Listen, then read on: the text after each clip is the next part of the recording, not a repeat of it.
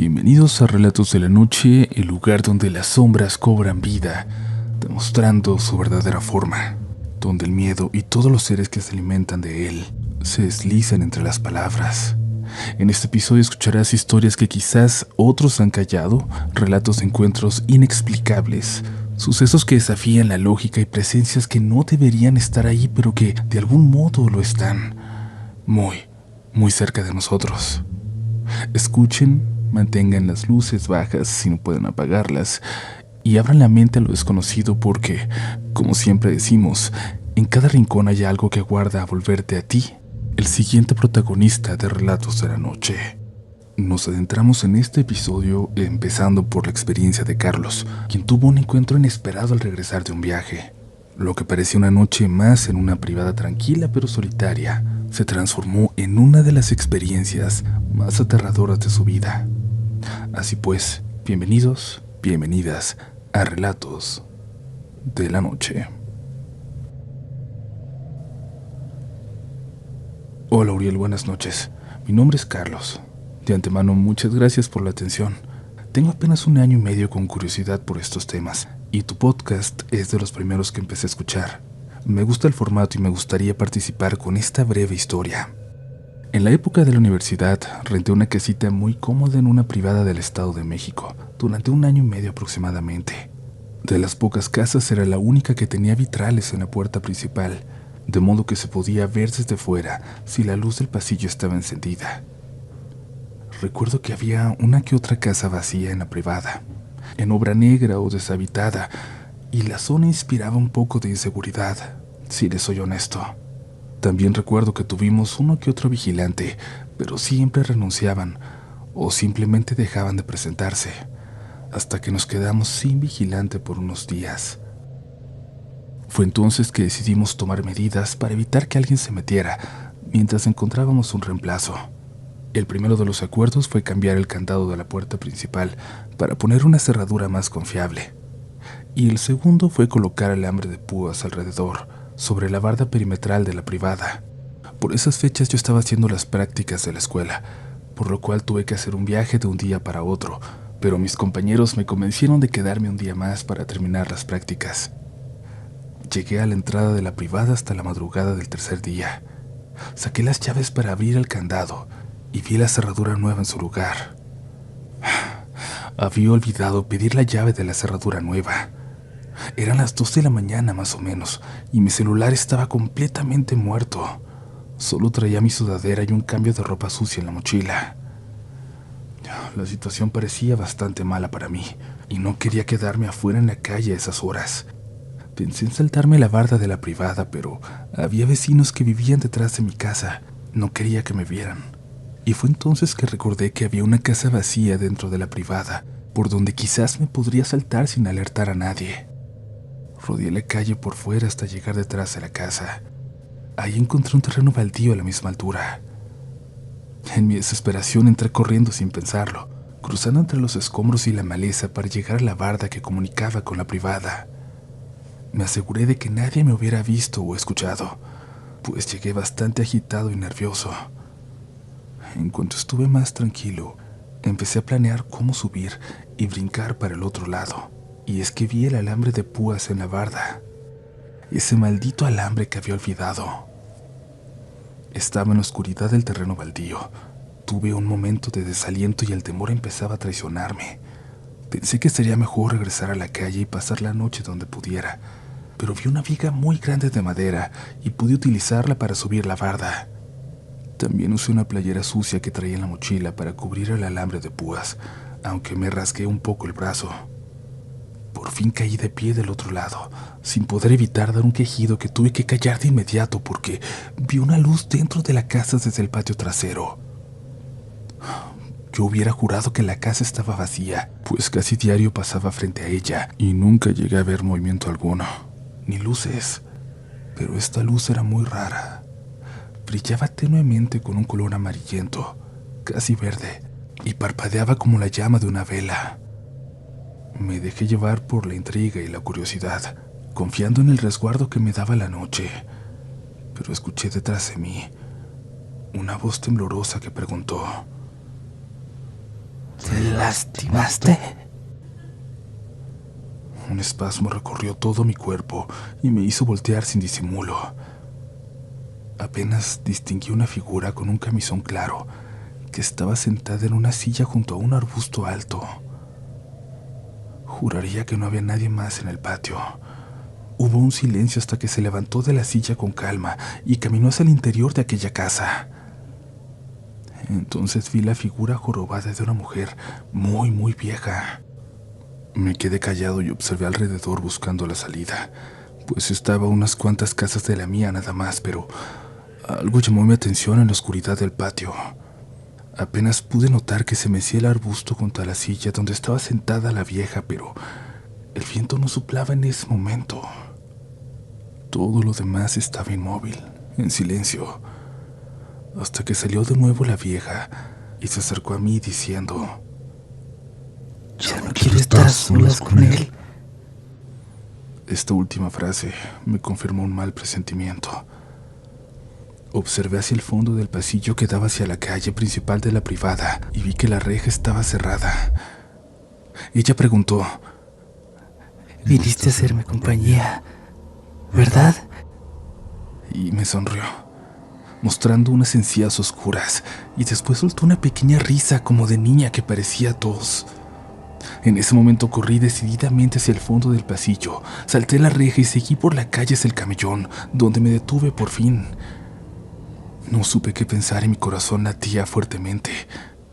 De un momento a otro ya estaba fuera en la calle principal de la privada y ya no veía aquella casa de la que había escapado por los árboles en el camellón. Corrí de nuevo. Apenas veía el otro lado de la calle por debajo del follaje, a nivel de los troncos. Seguí caminando temeroso hasta que escuché una pequeña risa.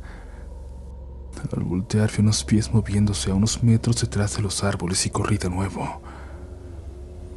Justo antes de llegar a la puerta de mi casa, escuché una carcajada detrás de mí. Era la vieja que venía corriendo. Vi su cara casi deformada por la risa y 2 o 3 mechones grises sacudiéndose en el aire. Vi que sus piernas daban pasos cortos, pero se movían horrorosamente rápido debajo de ese camisón.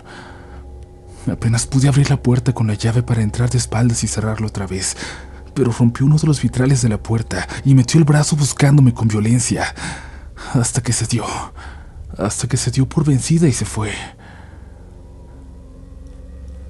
La mandíbula me temblaba por el horror y la impresión de lo que estaba pasando, pues seguí escuchando sus risas afuera de la casa, porque veía los pedazos de vidrio en el piso, pero no vi ningún rastro de sangre. Me acerqué a la ventana con temor y vi cómo las luces de otras casas se encendían. Salieron los vecinos para ver qué pasaba, y entonces me pude tranquilizar. Me senté en el sillón de la sala y cerré los ojos hasta que me quedé dormido. De día me despertó una vecina con otro vecino golpeando la puerta porque querían saber si estaba bien y también platicar un poco sobre lo ocurrido. Les confesé que tuve que saltarme la barda de la privada, lo que les disgustó bastante, y de mala gana me contaron sobre doña Elvia, quien se había quedado sola porque su hija y su esposo murieron de una enfermedad muy rara. No me dijeron más. Todos habían sido muy prudentes al no hablar de ella durante el año y medio que viví en esa pequeña privada. Supongo que habían estado ayudando a doña Elvia, pues entendían su situación. ¿Pero por qué lo hacían a escondidas? También les pregunté si estaban seguros de que estaba sola esa noche, pero yo tampoco quise dar más detalles al respecto. Solo me aconsejaron tener la misma prudencia que ellos por el bien de la privada. Ellos mismos, a su criterio, se encargaron de doña Elvia, dándole la atención necesaria. Yo pude terminar mis prácticas y me fui de ahí a los pocos días después del incidente. La verdad, no me gusta recordar esta historia porque me deja una sensación muy extraña y aún a veces me causa pesadillas porque, en el fondo, comunidad, creo que doña Elvia no estaba sola en su casa.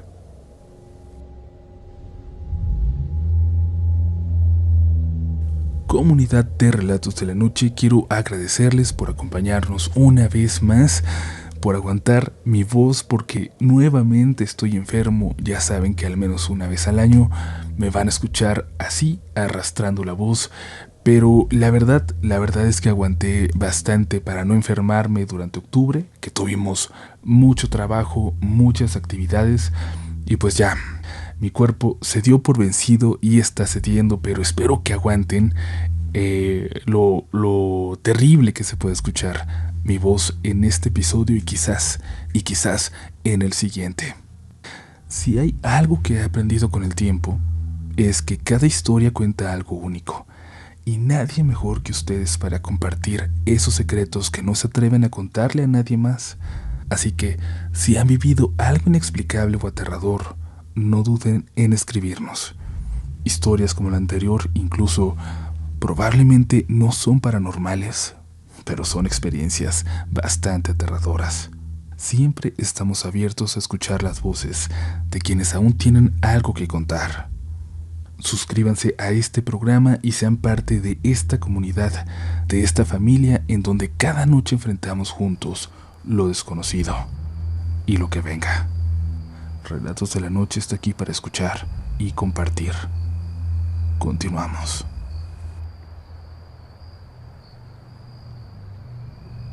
Hola comunidad, hola Uriel, mucho gusto. Después de haber escuchado muchos relatos, anécdotas e historias, y tras lo que me ocurrió el 31 de octubre de 2024, finalmente me he tomado el tiempo para escribir sobre una experiencia que viví hace años. Por diversos motivos traté de olvidarlo, pero lo que me sucedió hace unos días hizo que todos esos recuerdos olvidados volvieran a mí. Esa sensación de miedo y angustia que creí haber dejado atrás ha resurgido después de tanto tiempo. Para algunos de ustedes estos relatos pueden no generar miedo o incertidumbre, pero para mí, que los viví, solo recordar esos momentos me eriza la piel. Prefiero omitir mi nombre, ya que no es muy común y podría ser fácil ubicarme. Además, creo que no es relevante para esta historia. En mi familia siempre se nos enseñó a respetar lo bueno, pero así como existe lo positivo, lo bueno, también sabemos que hay un lado oscuro que, hasta cierto punto, mantiene un equilibrio en las cosas. Mi historia se centra en un momento de mi vida cuando tenía 17 años. Ahora tengo 29. Y a pesar de que han pasado 12 años ya, sigo lidiando con las secuelas de esa experiencia. Como mencioné, lo bueno y lo malo existe. Entendí esto en mi adolescencia, cuando me enamoré perdidamente de una chica llamada Diana. Algunos dirán que esto no tiene nada de raro. Todos hemos estado perdidamente enamorados de alguien que no nos conviene, en algún momento de nuestra vida, especialmente en la juventud. Y antes de continuar, permíteme hablar un poco sobre ella y su familia. Era una chica alegre y simpática, de piel clara, cabello rizado, voz dulce y ojos grandes. Voz dulce y ojos grandes y expresivos. Era delgada, pero ya tenía el cuerpo de una mujer. Su mamá y su abuela provenían de un país donde no todos tienen buenas oportunidades. Lamentablemente, muchas personas deben emigrar para buscar una vida mejor. En su hogar solo vivían ellas tres. En una ocasión, cuando comenzábamos a conocernos, Diana me pidió que conociera a su familia. Como quería causar una buena impresión y demostrar que mis intenciones eran sinceras, acepté. Yo ya había presentado a Diana con mi abuelita, quien durante la reunión no dijo nada. Sin embargo, cuando Diana se fue a su casa, mi abuela me comentó que sentía que algo no estaba bien con esa chica y que no debía aceptar nada de ella ni de su familia. Ni comida, ni agua, ni pulseras, ni cadenas, nada. Es importante mencionarles que mi abuelita proviene de Guerrero, de un pueblo donde la gente tiene conocimiento de ciertas prácticas. Y esto incluye a mi abuelo, quien era un brujo bueno, aunque yo nunca lo conocí. Dada la experiencia de mi abuelita, decidí hacerle caso. El día que visité el departamento donde vivía Diana, me sorprendió lo normal que era el lugar. Lo que más me llamó la atención fue que su madre y su abuela parecían mucho más jóvenes de lo que realmente eran. Diana me decía que era gracias a unas cremas y un té casero que su abuela preparaba, y que si quería me podía ofrecer un poco. pero recordando la advertencia de mi abuela, me negué, diciendo que era alérgico a la guayaba y a otras cosas, que me podía enfermar si comía algo extraño. Ella aceptó y no insistió más. La reunión con su familia transcurrió de maravilla y al final aproveché para pedirle permiso a su mamá para salir con su hija como novios. Ella aceptó, pero con ciertas recomendaciones. Aunque no recuerdo todas, lo que se me quedó muy grabado fue lo siguiente: no tengan relaciones si no están seguros, y no lastimes a mi hija, porque recuerda que todo, tarde o temprano, se regresa. La última advertencia en su momento me pareció más una amenaza. Sin embargo, en ese instante, todo ilusionado por la relación, me comprometí a hacer todo lo posible para que Diana fuera feliz y no le faltara nada. Así pasaron días, semanas e incluso meses donde todo era amor. Celebrábamos los mesarios y Diana siempre tenía detalles conmigo. Recuerdo que en los primeros 3 meses acepté las cosas que ella me daba, pero nunca las usé, siguiendo la advertencia de mi abuela. En una de esas ocasiones, asistimos a una fiesta en la que Diana me regaló una cadena con la mitad de un corazón.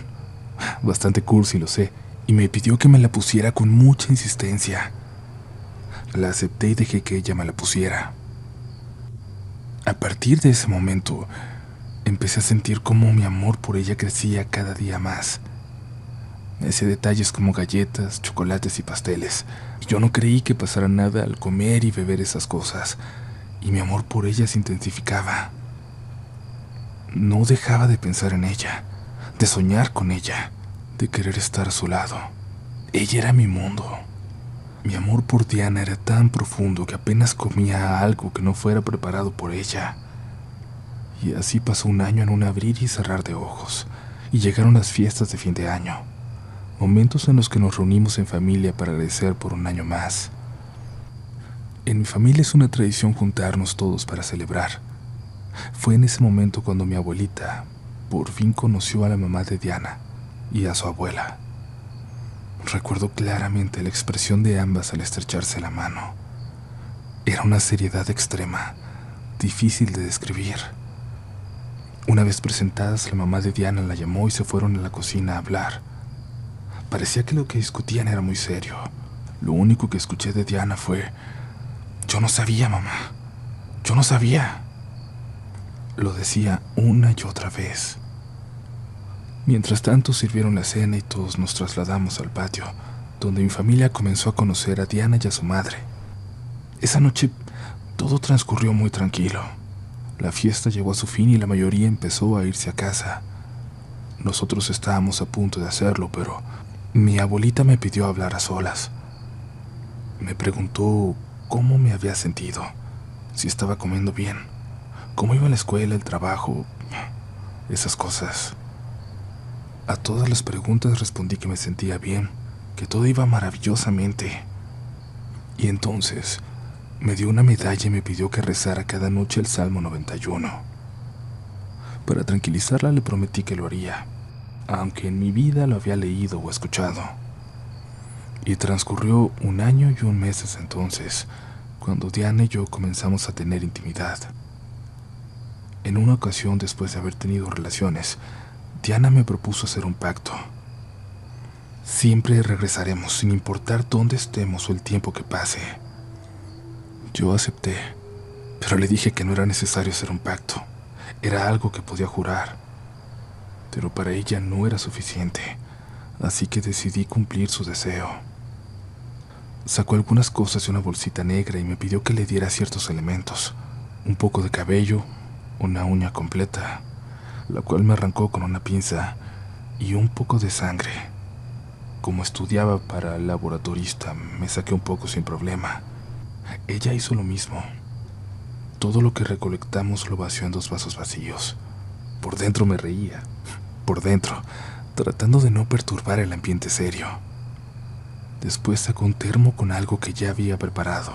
Nunca supe qué era, y lo vació en los vasos, mezclando las uñas, el cabello y la sangre. Con voz muy seria me dijo que ahora teníamos que beber de esos vasos. La miré fijamente con la misma cara que seguramente ustedes acaban de poner y le pregunté si hablaba en serio. Me confirmó que sí, y pensando que era una broma me acerqué al vaso dispuesto a tomarlo, pero ella me alentó a hacerlo. Para aclarar, yo me tomé el vaso que contenía su uña, su sangre y su cabello. Después de eso, no sé si estaba drogado o qué, pero mis sentidos parecían estar potenciados al 200%. Esa noche nos quedamos dormidos y al día siguiente regresamos a nuestras casas.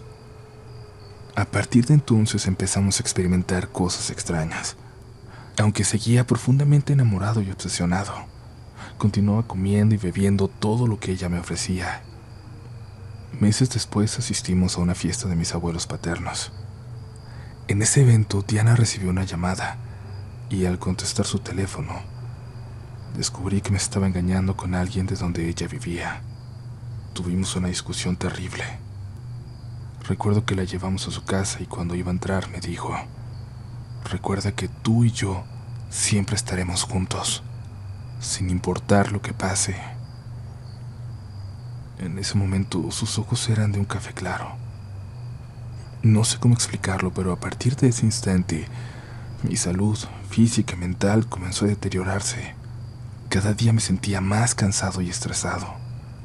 Empecé a decaer en la escuela y en el trabajo. Fueron 2 semanas muy difíciles hasta que la mamá de Diana me llamó y dijo que quería hablar conmigo para averiguar qué había sucedido, ver si había alguna solución. La reunión fue en su casa, donde me ofrecieron un té que acepté mientras conversábamos. A pesar de mi enojo, decidí que no había solución posible. Una frase de la mamá de Diana me dejó muy inquieto en ese momento. Tú prometiste algo y lo tienes que cumplir. Sin embargo, mi enfado me impidió tomar en serio sus palabras, así que simplemente me retiré. A partir de ahí, comunidad, las cosas se tornaron aún más extrañas. Pasaron algunos días en los que bebí de manera descontrolada, y esa situación comenzó a preocuparme cada vez más. El primer día estaba en la sala de mi casa escuchando una canción de Arctic Monkeys que me gusta mucho. Tenía las luces apagadas y solo se iluminaba la casa por las luces del estéreo, que simulaban una pequeña discoteca. Recuerdo que miraba al piso llorando cuando, por algún motivo, sentí una mirada. Rápidamente levanté la cabeza y comencé a buscar entre la oscuridad, pensando que tal vez algún familiar había llegado. Lo que vi, comunidad, lo que vi fue una silueta alta, de más de 2 metros en la cocina, mirándome. Me tallé los ojos para aclarar mi vista y al volver a ver, ya no había nada. Pensé que era mi imaginación o el efecto del alcohol, así que simplemente repetí la canción. Y al voltear hacia las escaleras que llevaban al segundo piso de la casa, me di cuenta de que algo sí estaba conmigo. Quiero recordarles que yo estaba sentado en la sala y las escaleras estaban directamente enfrente de mí. Lo que vi no tiene explicación lógica. Era una figura masculina inquietante, completamente desprovista de cabello, que parecía absorber la luz a su alrededor. Sus ojos negros como la noche carecían de cualquier reflejo, lo que le daba un aire completamente sobrenatural. La piel, blanca como la leche, contrastaba dramáticamente con sus dientes, largos, afilados y de un tono amarillento, como si se hubieran desgastado por el tiempo. La criatura se aferraba con fuerza a los barandales. Sus dedos largos y huesudos se cerraban en torno a ellos con una delicadeza perturbadora, mientras que las uñas, afiladas como cuchillas, parecían listas para desgarrarlos. Su complexión era extremadamente delgada, lo que le daba un aspecto aún más fantasmagórico. Esa cosa se estaba riendo de mí, con una risa que aún resuena en mi cabeza. Intenté controlarme y no gritar, pero era inevitable. Estaba inmóvil como si tuviera parálisis del sueño, aunque sabía que no estaba dormido. No podía respirar. El aire se sentía viciado y una presión enorme oprimía todo mi cuerpo. Comencé a sudar excesivamente. No podía apartar la mirada de esa cosa, ni siquiera cerrar los ojos. De repente, su largo dedo índice me señaló y con una voz apenas perceptible escuché: «Prometiste algo que debe ser cumplido». Sentí que algo brotaba de mis ojos. Tenía las manos en la cara, pero reaccioné. Ya podía moverme. Lo primero que hice fue levantarme del sillón, encender todas las luces de la casa y salir al patio a esperar a mi familia. No sé en qué momento desapareció esa cosa. Pasaron los días y seguía sintiéndome mal por todo lo que había vivido. Comencé a tener sueños lúcidos en los que Diana me pedía que fuera a verla. Me decía que me necesitaba y que quería estar conmigo. Sin embargo, me negaba a ir a buscarla o a mandarle un mensaje. No quería tener ningún tipo de comunicación con ella. El siguiente suceso ocurrió 2 días después, un sábado. Regresaba de mi servicio social en el Hospital de Alta Especialidad de Emiliano Zapata, en el estado de Morelos. Estaba muy cansado y le comenté a mi familia que me iría a dormir temprano porque el día siguiente tenía que irme de nuevo. Solo cené, me bañé y me acosté. Recuerdo que recibí un mensaje de Diana. No lo abrí. Llegaron de 3 a 4 mensajes más y el último decía: «Si no me quieres responder, atente a las consecuencias». No le di importancia. Estaba demasiado cansado y lo que menos quería era pelear o hablar con alguien, mucho menos con ella. Había sido un día muy difícil. Me recosté en la cama del lado izquierdo, mirando hacia la pared, como siempre lo había hecho. No sé, comunidad, si lo que pasó a continuación fue real o fue un sueño. La casa estaba en completo silencio, como si todos se hubieran ido. Escuché como la puerta de mi cuarto se abría lentamente y oí la voz de mi hermana preguntándome si estaba dormido. Le respondí que no, pero que me dejara solo. En ese momento yo estaba llorando otra vez. Escuché pasos torpes caminando en la oscuridad y sentí como alguien se sentaba a mi lado en la cama. Crujió muy raro ya que la persona parecía ser bastante pesada. Sentí una mano acariciando mi espalda y escuché una voz que decía: «Todo se va a arreglar si es que vas a verla». En ese momento, la voz ya no era la de mi hermana. Era una voz completamente distinta. Sentí como esos dedos largos y delgados me acariciaban la cabeza, cómo jugaban con mi cabello. Giré lentamente y pude ver una silueta alta, probablemente de más de 2 metros, sentada al lado de mi cama. Inmediatamente supe quién o qué era eso. Intenté levantarme, pero no podía moverme. Comencé a sentir que me faltaba el aire. No podía cerrar los ojos. Solo repetía en mi mente: «No puede ser, no puede ser, esto no está pasando, no está pasando», una y otra vez. Traté de recordar alguna oración, un canto, un rezo de la iglesia, y por alguna razón recordé el Salmo 91 y en mi mente recité: «Aunque ande por quebradas oscuras, no temeré mal alguno, porque tú estás conmigo. Tu vara y tu bastón me infundirán aliento. El Señor es mi pastor, nada me faltará». En ese instante la criatura comenzó a reírse. Dejé de sentir la presión sobre la cama y en mi cuerpo. Empecé a respirar con normalidad. Decidí que al día siguiente iría a ver a Diana para tratar de solucionar las cosas. Llegué temprano. Toqué la puerta y ella me abrió. Tenía los ojos hinchados, ojos grises, y se veía delgada. Empezamos a platicar y me dijo que no había podido comer bien en todos esos días, que se sentía bastante mal por el daño que me había hecho, pero que realmente quería estar conmigo. Me ofreció un té y galletas que acepté. Comimos, platicamos y Afortunadamente solucionamos todo.